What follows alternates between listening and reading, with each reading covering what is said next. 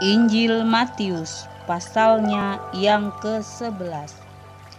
Setelah Yesus selesai berpesan kepada ke-12 muridnya, pergilah ia dari sana untuk mengajar dan memberitakan Injil di dalam kota-kota mereka. Yesus dan Yohanes Pembaptis. Di dalam penjara, Yohanes mendengar tentang pekerjaan Kristus, lalu menyuruh murid-muridnya bertanya kepadanya, "Engkaukah yang akan datang itu, atau haruskah kami menantikan orang lain?" Yesus menjawab mereka, "Pergilah dan katakanlah kepada Yohanes apa yang kamu dengar dan kamu lihat. Orang buta melihat, orang lumpuh berjalan, orang kusta menjadi tahir, orang tuli mendengar, orang mati dibangkitkan, dan kepada orang miskin diberitakan kabar baik. Dan berbahagialah orang yang tidak menjadi kecewa dan menolak aku." Setelah murid-murid Yohanes pergi, mulailah Yesus berbicara kepada orang banyak itu tentang Yohanes. "Untuk apakah kamu pergi ke padang gurun? Melihat buluh yang digoyangkan angin kian kemari?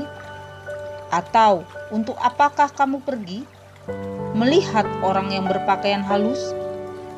Orang yang berpakaian halus itu tempatnya di istana raja. Jadi, untuk apakah kamu pergi melihat nabi? Benar, dan aku berkata kepadamu, bahkan lebih daripada nabi. Karena tentang dia ada tertulis, 'Lihatlah, aku menyuruh utusanku mendahului engkau, dan ia akan mempersiapkan jalanmu di hadapanmu.' Aku berkata kepadamu, sesungguhnya di antara mereka yang dilahirkan oleh perempuan tidak pernah tampil seorang yang lebih besar daripada Yohanes Pembaptis. Namun yang terkecil dalam kerajaan sorga lebih besar daripadanya. Sejak tampilnya Yohanes Pembaptis hingga sekarang, kerajaan sorga diserong dan orang yang menyerongnya mencoba menguasainya. Sebab semua nabi dan kitab Taurat bernubuat hingga tampilnya Yohanes. Dan jika kamu mau menerimanya, ialah Elia yang akan datang itu. Siapa bertelinga, hendaklah ia mendengar. Dengan apakah akan kuumpamakan angkatan ini? Mereka ini seumpama anak-anak yang duduk di pasar dan berseru kepada teman-temannya, 'Kami meniup seruling bagimu, tetapi kamu tidak menari. Kami menyanyikan kidung duka, tetapi kamu tidak berkabung.' Karena Yohanes datang, ia tidak makan dan tidak minum, dan mereka berkata, 'Ia kerasukan setan.' Kemudian Anak Manusia datang, ia makan dan minum, dan mereka berkata, 'Lihatlah, ia seorang pelahap dan peminum, sahabat pemungut cukai dan orang berdosa.' Tetapi hikmat Allah dibenarkan oleh perbuatannya." Yesus mengecam beberapa kota. Lalu Yesus mulai mengecam kota-kota yang tidak bertobat, sekalipun di situ ia paling banyak melakukan mujizat-mujizatnya. "Celakalah engkau Korazim, celakalah engkau Betsaida, karena jika di Tirus dan di Sidon terjadi mujizat-mujizat yang telah terjadi di tengah-tengah kamu, sudah lama mereka bertobat dan berkabung. Tetapi aku berkata kepadamu, pada hari penghakiman, tanggungan Tirus dan Sidon akan lebih ringan daripada tanggunganmu. Dan engkau Kapernaum, apakah engkau akan dinaikkan sampai ke langit? Tidak, engkau akan diturunkan sampai ke dunia orang mati. Karena jika di Sodom terjadi mujizat-mujizat yang telah terjadi di tengah-tengah kamu, kota itu tentu masih berdiri sampai hari ini. Tetapi aku berkata kepadamu, pada hari penghakiman, tanggungan negeri Sodom akan lebih ringan daripada tanggunganmu. Ajakan Juru Selamat. Pada waktu itu berkatalah Yesus, "Aku bersyukur kepadamu Bapa, Tuhan langit dan bumi, karena semuanya itu Engkau sembunyikan bagi orang bijak dan orang pandai, tetapi Engkau nyatakan kepada orang kecil. Ya Bapa, itulah yang berkenan kepadamu. Semua telah diserahkan kepadaku oleh Bapakku, dan tidak seorang pun mengenal anak selain Bapa, dan tidak seorang pun mengenal Bapa selain anak, dan orang yang kepadanya anak itu berkenan menyatakannya. Marilah kepadaku semua yang letih lesu dan berbeban berat, aku akan memberikan kelegaan kepadamu. Pikulah kuk yang kupasang dan belajarlah kepadaku, karena aku lemah lembut dan rendah hati, dan jiwamu akan mendapat ketenangan. Sebab kuk yang kupasang itu enak dan bebanku pun ringan." Injil Matius pasalnya yang ke-12. Murid-murid memetik gandum pada hari Sabat. Pada waktu itu, pada hari Sabat, Yesus berjalan di ladang gandum. Karena lapar, murid-muridnya memetik bulir gandum dan memakannya. Melihat itu, berkatalah orang-orang Farisi kepadanya, "Lihatlah, murid-muridmu berbuat sesuatu yang tidak diperbolehkan pada hari Sabat." Tetapi jawab Yesus kepada mereka, "Tidakkah kamu baca apa yang dilakukan Daud ketika ia dan mereka yang mengikutinya lapar? Bagaimana ia masuk ke dalam rumah Allah, dan bagaimana mereka makan roti sajian yang tidak boleh dimakan, baik olehnya maupun oleh mereka yang mengikutinya, kecuali oleh imam-imam?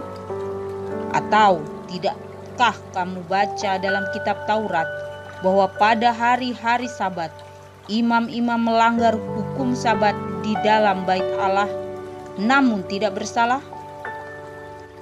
Aku berkata kepadamu, di sini ada orang yang melebihi bait Allah. Jika memang kamu mengerti maksud firman ini, yang ku kehendaki ialah belas kasihan dan bukan persembahan, tentu kamu tidak menghukum orang yang tidak bersalah, karena Anak Manusia adalah Tuhan atas hari Sabat." Yesus menyembuhkan orang pada hari Sabat.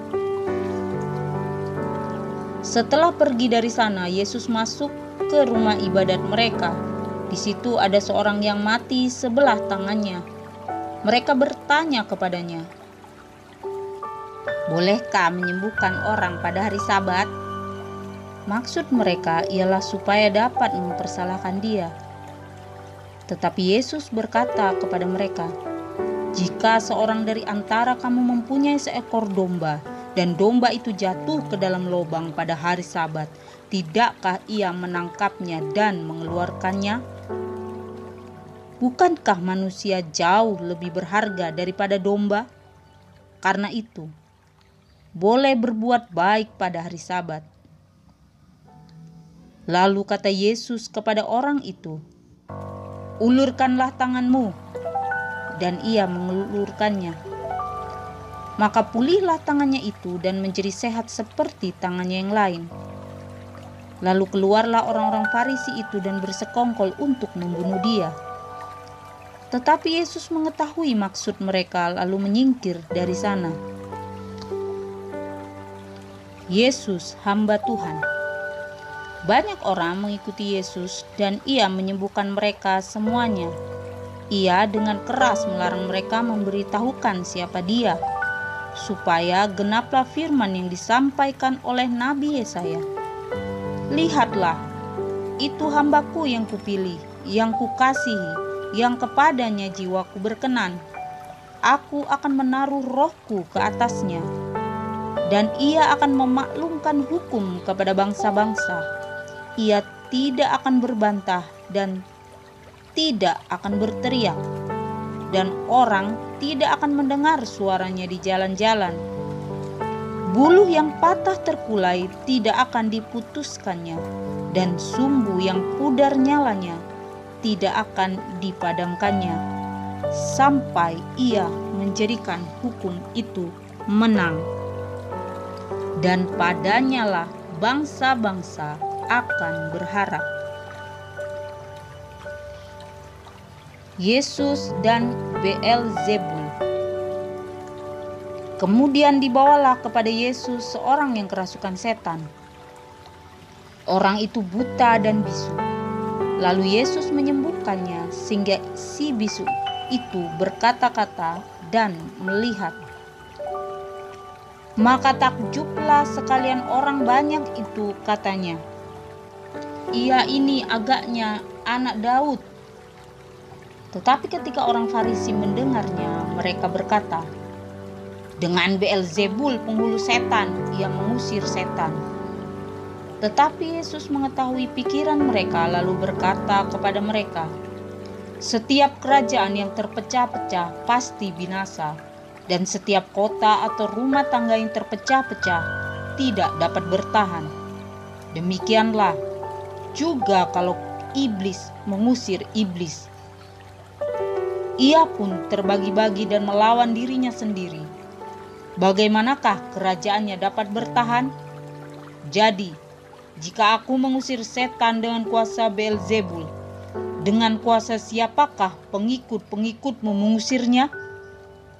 Sebab itu, merekalah yang akan menjadi hakimmu. Tetapi jika aku mengusir setan dengan kuasa Roh Allah, maka sesungguhnya kerajaan Allah sudah datang kepadamu.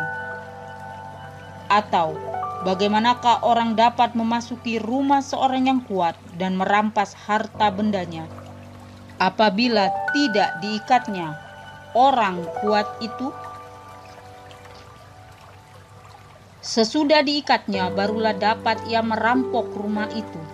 Siapa tidak bersama aku, ia melawan aku, dan siapa tidak mengumpulkan bersama aku, ia mencerai-belaikan. Sebab itu aku berkata kepadamu, segala dosa dan hujat manusia akan diampuni, tetapi hujat terhadap Roh Kudus tidak akan diampuni. Apabila seorang mengucapkan sesuatu menentang Anak Manusia, ia akan diampuni. Tetapi jika ia menentang Roh Kudus, ia tidak akan diampuni. Di dunia ini tidak, dan di dunia yang akan datang pun tidak. Jikalau suatu pohon kamu katakan baik, maka baik pula buahnya. Jikalau suatu pohon kamu katakan tidak baik, maka tidak baik pula buahnya. Sebab dari buahnya pohon itu dikenal. Hai kamu keturunan ular beludak, bagaimanakah kamu dapat mengucapkan hal-hal yang baik sedangkan kamu sendiri jahat? Karena yang diucapkan mulut meluap dari hati. Orang yang baik mengeluarkan hal-hal yang baik dari perbendaharaannya yang baik, dan orang yang jahat mengeluarkan hal-hal yang jahat dari perbendaharaannya yang jahat. Tetapi aku berkata kepadamu, setiap kata sia-sia yang diucapkan orang harus dipertanggungjawabkannya pada hari penghakiman. Karena menurut ucapanmu engkau akan dibenarkan, dan menurut ucapanmu pula engkau akan dihukum. Tanda Yunus. Pada waktu itu berkatalah beberapa ahli Taurat dan orang Farisi kepada Yesus, "Guru, kami ingin melihat suatu tanda daripadamu." Tetapi jawabnya kepada mereka, "Angkatan yang jahat dan tidak setia ini menuntut suatu tanda, tetapi kepada mereka tidak akan diberikan tanda selain tanda Nabi Yunus. Sebab seperti Yunus tinggal di dalam perut ikan 3 hari 3 malam, demikian juga Anak Manusia akan tinggal di dalam rahim bumi 3 hari 3 malam. Pada waktu penghakiman, orang-orang Niniwe akan bangkit bersama angkatan ini dan menghukumnya juga. Sebab orang-orang Niniwe itu bertobat setelah mendengar pemberitaan Yunus. Dan sesungguhnya yang ada di sini lebih daripada Yunus. Pada waktu penghakiman, ratu dari selatan itu akan bangkit bersama angkatan ini, dan ia akan menghukumnya juga. Sebab ratu ini datang dari ujung bumi untuk mendengar hikmat Salomo, dan sesungguhnya yang ada di sini lebih daripada Salomo. Kembalinya roh jahat. Apabila roh jahat keluar dari manusia, ia pun mengembara ke tempat-tempat yang tandus mencari perhentian. Tetapi ia tidak mendapatnya. Lalu ia berkata, "Aku akan kembali ke rumah yang telah kutinggalkan itu." Maka pergilah ia dan mendapati rumah itu kosong, bersih tersapu, dan rapih teratur. Lalu ia keluar dan mengajak 7 roh lain yang lebih jahat daripadanya. Dan mereka masuk dan berdiam di situ. Maka akhirnya keadaan orang itu lebih buruk daripada keadaannya semula. Demikian juga akan berlaku atas angkatan yang jahat ini. Yesus dan sanak saudaranya. Ketika Yesus masih berbicara dengan orang banyak itu, ibunya dan saudara-saudaranya berdiri di luar dan berusaha menemui dia. Maka seorang berkata kepadanya, "Lihatlah, ibumu dan saudara-saudaramu ada di luar dan berusaha menemui engkau." Tetapi jawab Yesus kepada orang yang menyampaikan berita itu kepadanya, "Siapakah ibuku? Dan siapa saudara-saudaraku?" Lalu katanya sambil menunjuk ke arah murid-muridnya, "Ini ibuku dan saudara-saudaraku.